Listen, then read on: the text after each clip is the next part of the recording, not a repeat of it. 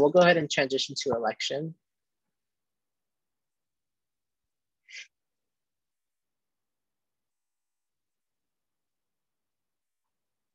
All right, so yeah, we're gonna cover some important areas in that involve elections on the next slide. We'll go ahead and introduce some of those areas. Alrighty, so we have some general, like, I guess we would say like tips, but in the big blue bubble, your organization will have a specific like outline for how your elections take place and when they take place. So if you're familiar with the SOL website and the organizations page, or sorry, in the policies page, there is an example constitution that's there. You can click that for reference. I know most of you, if you're either a returning org or you're in the process of getting your org approved, so you should be a little bit familiar with that. And then to complement that, there's also some information of like requirements. So like the non-discrimination statement, a description of your org, what positions or like what your org makeup is. And there's also 2 specific items about elections that you'll find. So you'll find a specific process for who gets to vote. So is it general members? Is it just your, what's the word? Like just your leadership, like your vice president, secretary, treasurer, such, like your, can't think of the name, but like board, I guess we'll call it board, and how you vote. So do you do like a secret ballot? Do you have people like nominate? Do you do self-nominations? Those are all things that you get to kind of identify yourself. We just kind of need to know how. So your organization's constitution will say that. And something that's really important too, is if your organization wants to make any changes. So let's say you want to make a change on who gets to vote or how you all vote, there's a process line too. Sometimes, you know, at the end of you all might discuss you want to make changes to your constitution, which also involves a vote. And for that one, it's just a minimum of 2/3 vote. And we have a link that we'll throw in the chat that will kind of outline those requirements, and they'll also highlight those 2 areas or the areas that I just talked about too. But some questions to consider is like, when does voting take place? Are you all doing it, you know, in the springtime? Are you doing it in fall?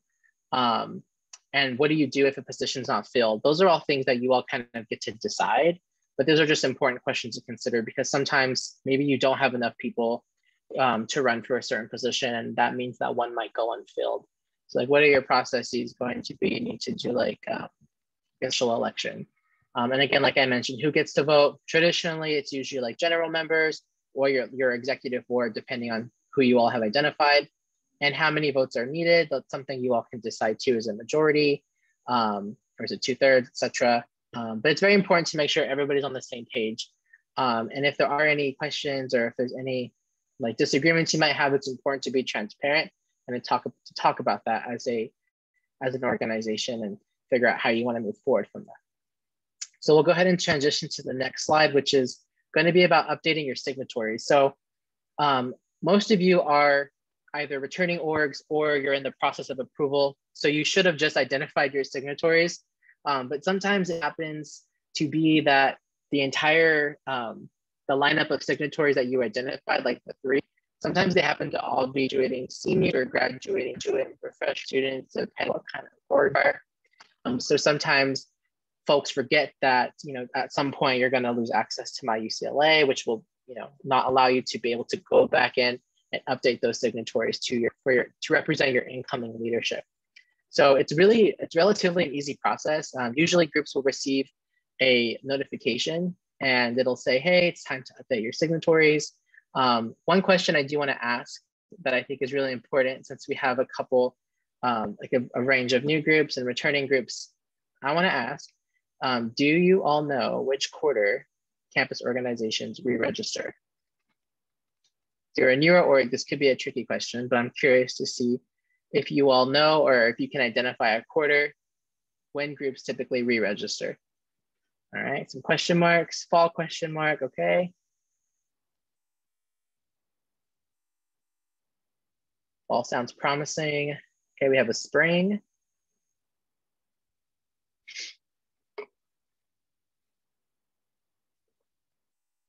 Also enter because it's missing. Right, cool. So actually it's fall. So Melvin, Artin, fall quarter is correct. So usually if you're a newer group like right now, you just did the brand new registration process. you're going to re-register your organization in fall. And so it's important to remember that, because if you miss fall re-registration, then that's when your organization would have to wait until the next quarter, whether it's winter or spring, to register. But that means you would have to register as a new org. So we don't want you to miss that. And so that's why it's important to remind yourselves that when you do update your signatories during this time, they'll receive that reminder, hey, it's fall quarter, we're going to be re-registered, we're going to be doing a registration, don't forget. So if you are in that position where you're about to transition on and leave UCLA, but you happen to have just started a new org and you want to make sure it continues, make sure you go ahead and update those signatories. And we've outlined the process here. It's all done on My UCLA. I believe there's if you all were to log into My UCLA and you were to click Campus Life and then Student Organizations, and then if you look up your organization in the search bar like we've outlined, you should be able to find your page. And as long as you're a signatory, you can go in and do those changes. As soon as you do that, you're assigned sole advisor. So you don't have an advisor right now if you're a newly registered group, but you're assigned sole advisor, the one who will do the final approval. Basically, they just make sure that all the information you provided matches. If there's any discrepancies in the information you provided, just talk to your sole advisor. I know sometimes folks use different names that don't match their UID. And so if there's an issue with that, just let your sole advisor know and we'll make sure that it's correct, or that if that name is what needs to be there, then we'll make sure that that's what gets approved. But always important to remember that, because we do find that sometimes groups forget, and then we kind of have to help them go through the process of updating those signatories information. And we'll go ahead and transition to the next slide. So we're going to talk a little bit about updated internal organization information. And so on the next slide, we've identified just some areas that are relatively common amongst groups. Your organization might not necessarily have these identified yet, especially if you're new. So these are things maybe you're currently working towards. But as you begin to think about what fall quarter is going to look like, what information do you need to update? Because we're all about making sure that your incoming leadership can be successful. And some of these things will contribute to that success. So if your organization uses like Google Drive, Box, anything that involves a login that has like a plethora of documents that help your organization run, make sure you either pass along those passwords or update them if you all choose to change the login information every year. But make sure that your incoming leadership has access to that, because it might have important documents that a specific role might need in order to be successful. Some of you might be in the process of identifying a club bank account.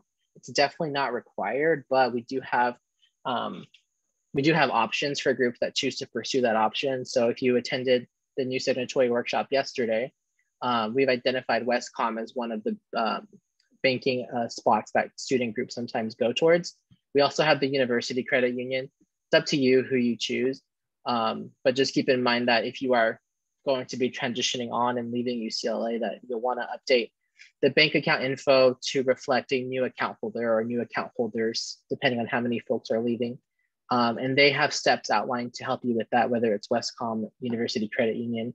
And if you haven't done that yet, you can definitely reach out to your sole advisor once you're assigned to them, and they can help you get that. And if you haven't gone to a new signatory workshop, we do have one after this at 5 p.m.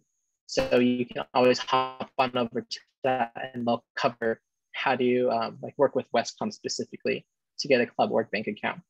And then contact lists. This is something that's super important, especially if you have like general membership who are continuing on from the next year.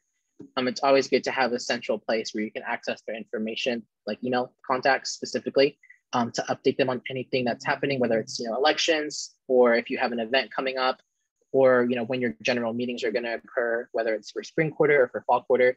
So it's always important to keep those going too. And also, especially if you work with any, or if you plan to work with, or if you currently work with any campus departments or programs, definitely important to pass on that information, especially if, like, let's say you have a event planner position, for lack of a better phrase. If you have an event planner position and they work with a specific department, you want to make sure that they have access to that individual's contact info in the other department, so that way they can reach out to them. And again, these are just some general tips. There might be some other ones that your org uses. So just kind of think of all the things you would need to be successful, or you would want your incoming leadership to have to be successful. And then we'll go ahead and transition to the next slide. which is passing down any relevant documents. This one I think is super important because depending on if you're a new org or a returning org, it's always good to kind of pass down what has worked for you all in the past, especially when it comes to funding. If you're a new org, you might not have applied to funding yet, but you might be interested. Or if you're a returning org, maybe there's a funding source that you all go to typically to fund a certain type of event you have. So I always think it's important to have like a sample funding app handy. And if you're in the process of applying to funding as a new org, like after you get approved, you can always use like your first funding application as a template for future leadership to kind of look at. But I think it's really important because it kind of lets the incoming leadership know like how you identified like the outline of your event, the cost of your event, and any specific line items that you needed funding for. It kind of gives them a good snapshot of what they can expect. And it also kind of gives them an idea of maybe what they might want to improve or add depending on like what was funded or what wasn't funded. And if there was a gap in funding, that's something to note too in your sample funding app, and to let them know, hey, we encourage you to potentially seek out like a supplemental funding source. And then also like a role overview sheet, we'll go over that more in depth, but like something that gives your incoming leadership an example of what they need to succeed in their role. So if I'm like the treasurer for your organization, like off the bat, I probably would want a sample funding app if I'm the one who's applying to funding, because I want to know what that looks like. And what else would a certain position need to succeed in that role? So if it's specific guides, like if you have the event planner position, like I mentioned, you might want to give them a breakdown on like how you all converted like your traditionally in-person event to a virtual event. Or if you're a newer org and you did a virtual event for the first time, like outline that and maybe give them some tips or feedback about how to make this succeed, how to make this event successful in like an in-person setting with certain restrictions like occupancy restrictions and stuff like that. But it's always good to kind of leave those things to kind of pass those things down. And even if they're not like set in stone, like I mentioned, like if you did your first event and you've never done it in person because all you were able to do was virtual, it's okay to kind of say, this is what we would do. And, you can kind of give them the opportunity to kind of work with that and do whatever they want with that. And so I mentioned the event planning role. And like I said, these documents can be really important to give someone a starting point. I personally think it's always difficult when you're in a new role and you don't have anything to work off of because you're kind of trying to make, the best guess or the best decision possible based on what you know. And so to have something like that, especially for that type of role, can be super, super important. Also keep in mind, like if you do pass down any event planning documents, like what are some best practices that you all would pass down with that? Whether it's like, notifying attendees like 2 or 3 weeks before that this is like the event sign up, like little small logistical things like that matter too. And it can be tedious, but like I said, I think these are just things that can really just help set up your incoming leadership and make them feel confident potentially about their new role. And then the next section that we'll cover will be position training. And this section also is equally important in my opinion. And we'll outline some key areas or like some key tips to consider. You do have your incoming leaders. So everyone has a different learning style. And I think it's important to be cognizant of that when you do identify your new leadership. So ask them what works for you. Are you a visual learner? Are you an auditory learner? Like, do you want to have a conversation? So kind of ask what works for them. Sometimes people also might be more of a like kinesthetic learner. So it's kind of hard to do kinesthetic learning right now, but maybe kind of reviewing like what are some things that might like what might your typical day look like, or kind of going through those types of motions. But we have shadowing as an example. So kind of allowing someone to kind of, right now would probably be maybe doing a Zoom and maybe sharing your screen. And or the email if you're, oops, sorry, my AirPods just disconnected. 1 second.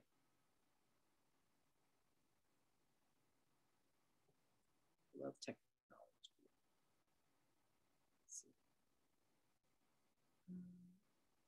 Ashley or Orlando, can you unmute yourself and let me know if you can hear me?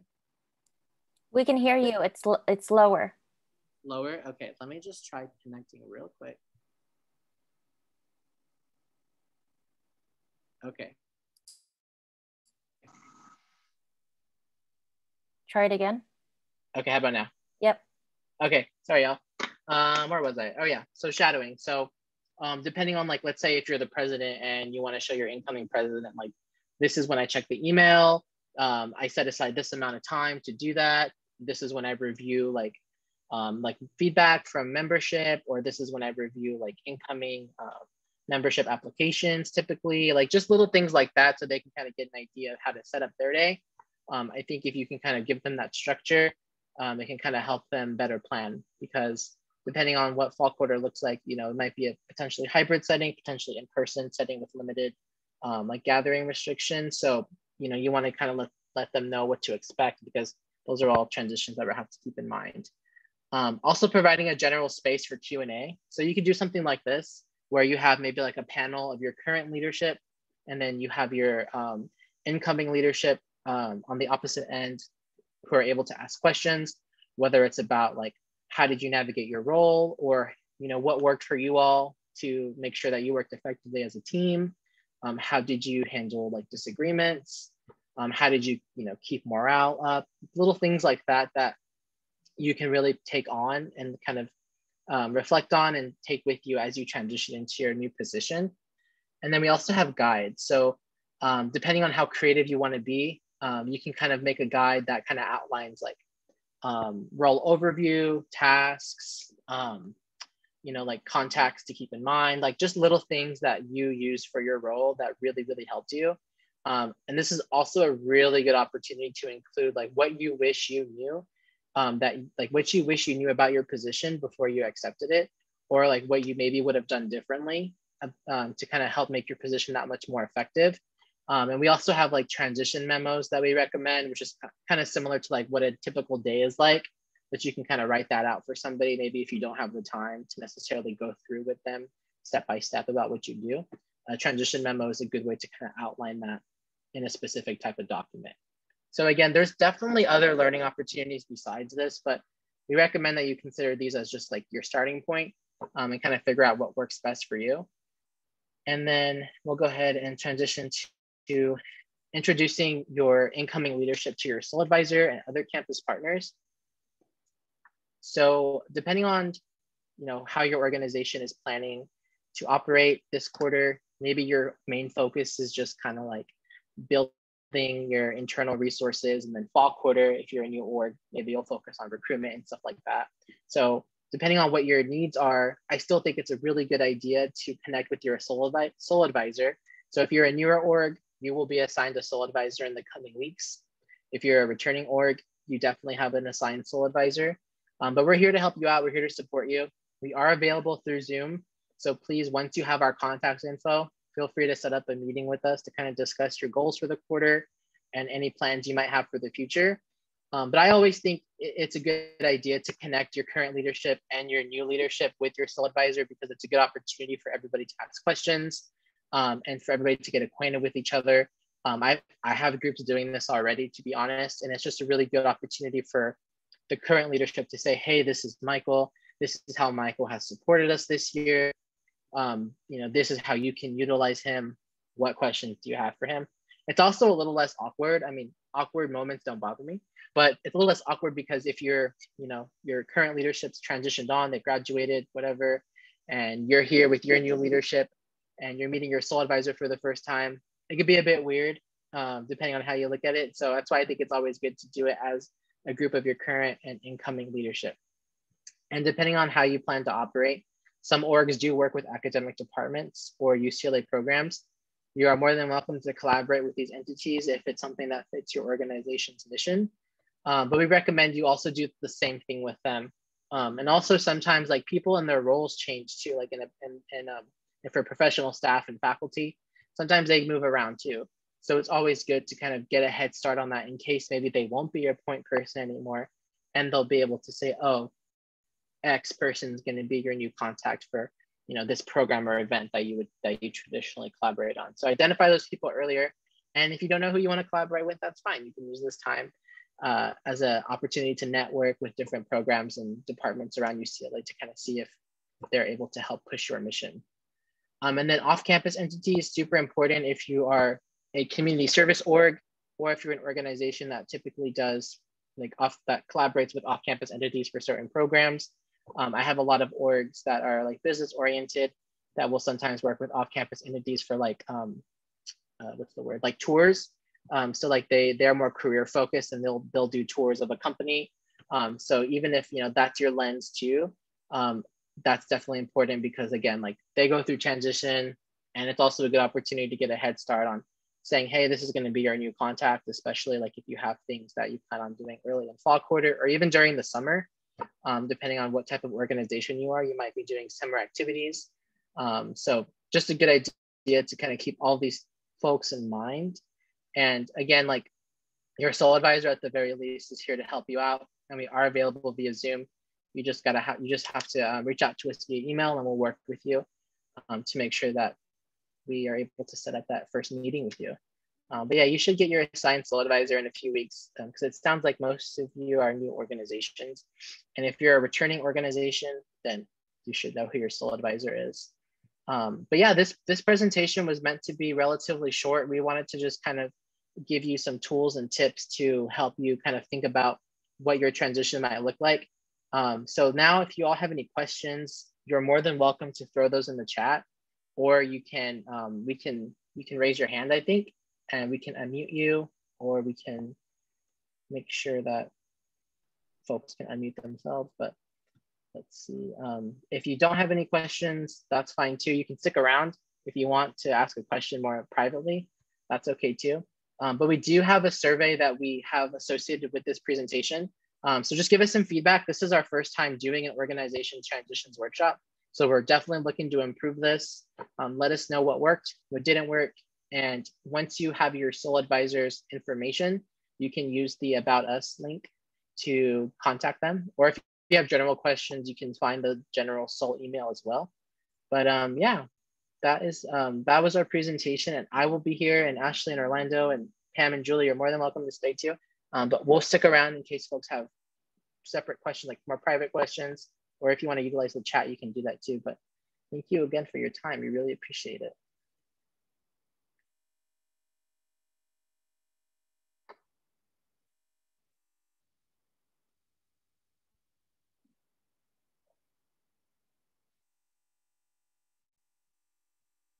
I'm going to go ahead and stop the recording.